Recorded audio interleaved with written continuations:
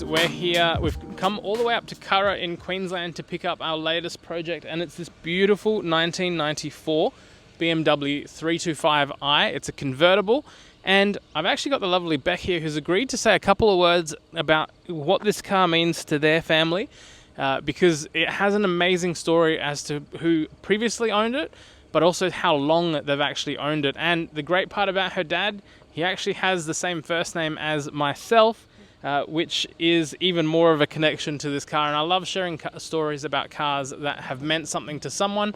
So I'm more than excited to share the journey of getting this car back into its prime and getting it back out on the roads a little bit more frequently.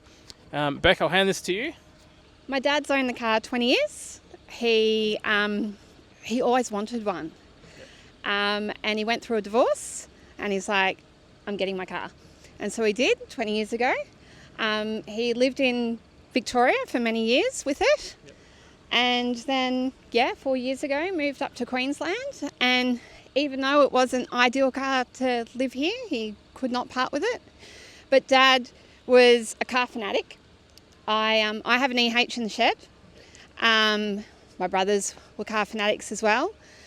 He worked for General Motors, and he's always worked on his cars. So this car has been seriously well loved. But my dad passed away in August and of cancer after battling for 18 months. And he didn't give up the fight, including he replaced the canopy on it only this year. So I think he'll be stoked, mate, that you've got it.